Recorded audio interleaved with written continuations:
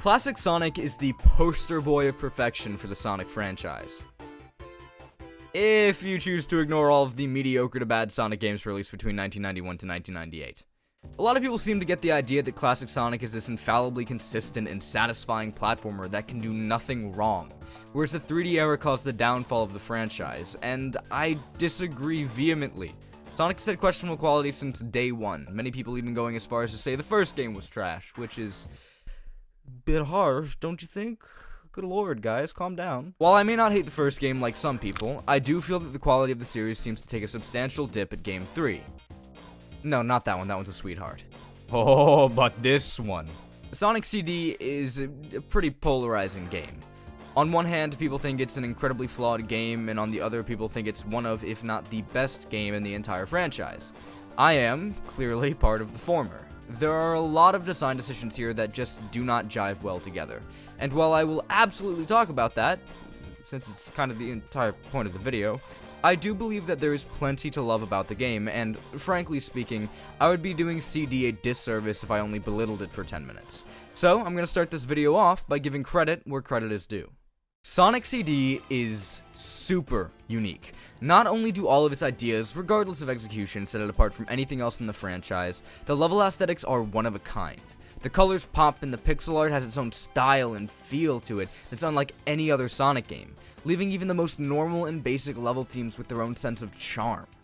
The music, be it the Japanese or American soundtrack, fits each level to a T and is absolutely worth listening to on your own time. The American boss theme is just...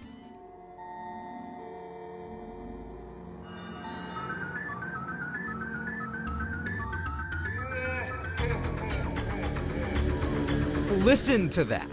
The boss may be the easiest boss in the entire franchise, but the music makes it sound like some ungodly final boss ready to destroy everything in its path, and I love it. There's also 3 sets of each level in the game, the past, the present, and the future, each with slightly altered level design and different renditions of their themes. A bit of a minor gripe I have with this altered level design concept is that some rings and item boxes end up mixing into the foreground and interactable terrain because they're the only things that are not set to change when time periods change.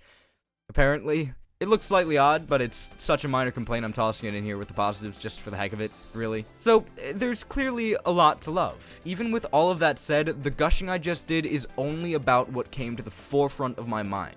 So, it's entirely possible that I'm missing something great that the game has to offer. These build an experience like no other, but a lot of these ideas do come at a cost. There are, on top of all the positives, also many questionable attributes that make Sonic CD so unique. Level design, for one, is different in a bit of an odd way. In your usual classic Sonic game, level design is constructed around the idea of allowing you to use and master the momentum-based platforming of the game. This usually culminates into something a bit more horizontal in nature, as the levels give you some time to move at a breakneck pace while still facilitating interesting platforming and exploration.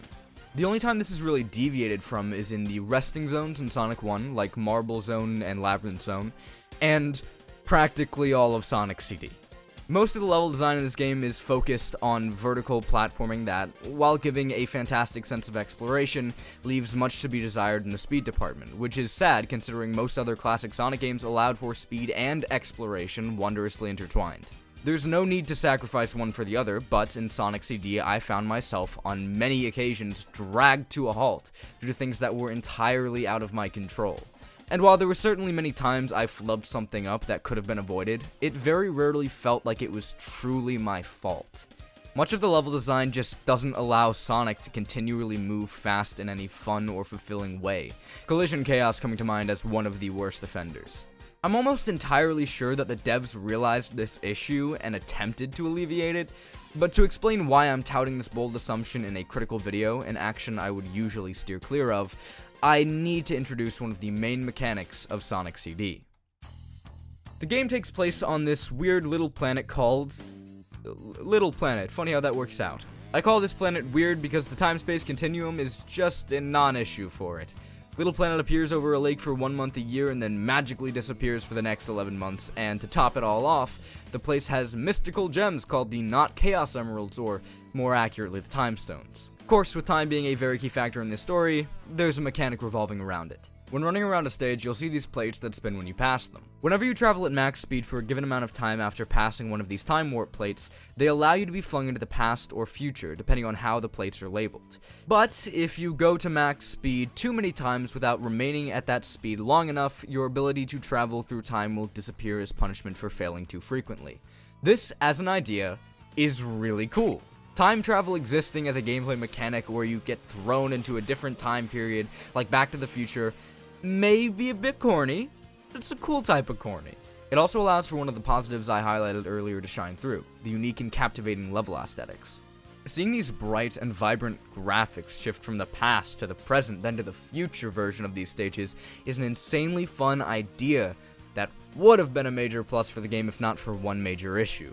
Having a gameplay mechanic that forces you to run at max speed for a given amount of time, and then having level design that usually forcefully drags the player to a screeching halt, makes these design decisions work against each other splendidly.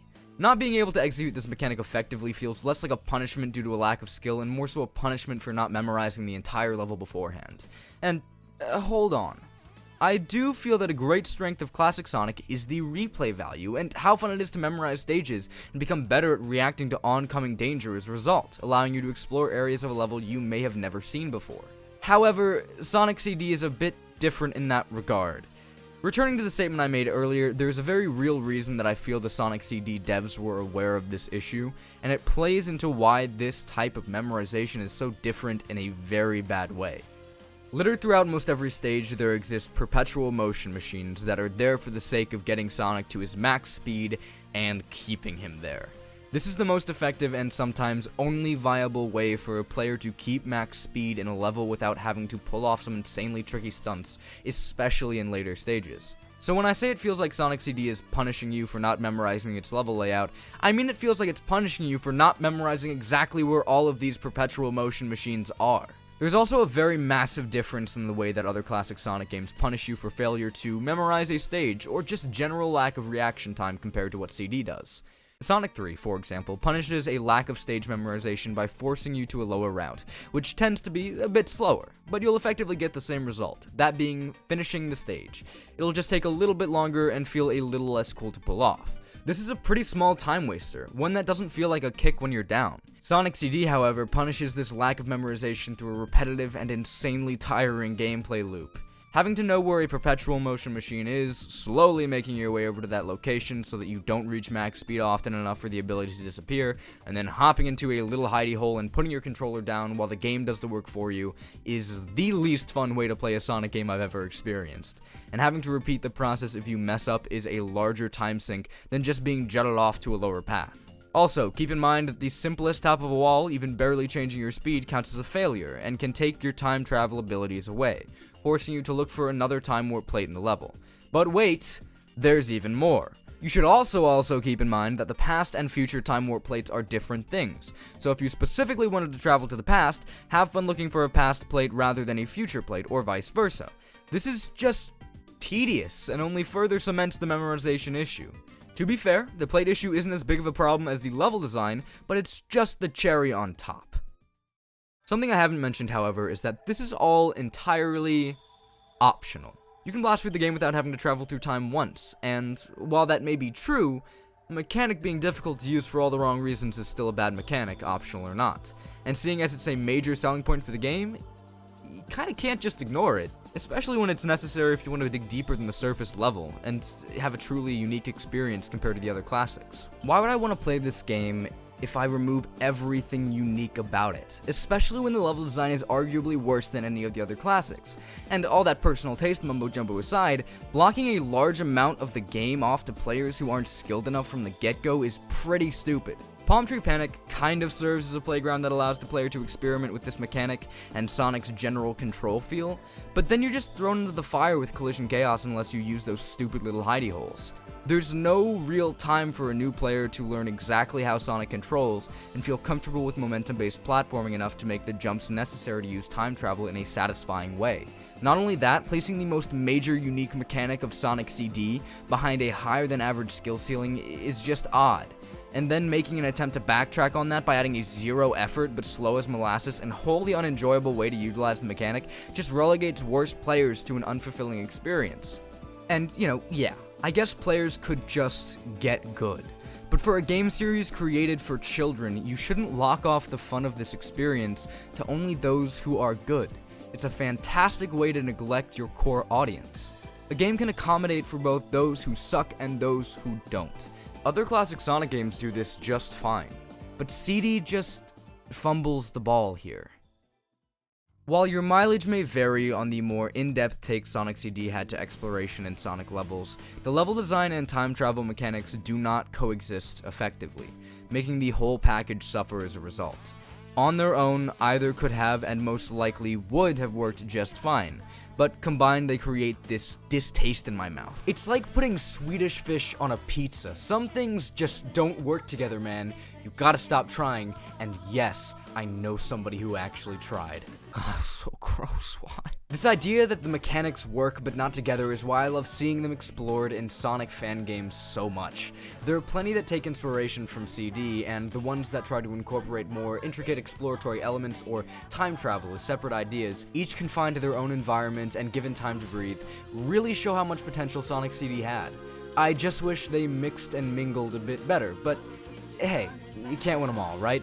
Besides, this game helped Sonic form a strong identity as a 2D platformer and influenced one of the greatest games in the series. Hey, Sonic Mania, it's been a little while. It, at the very least, has my respect for that.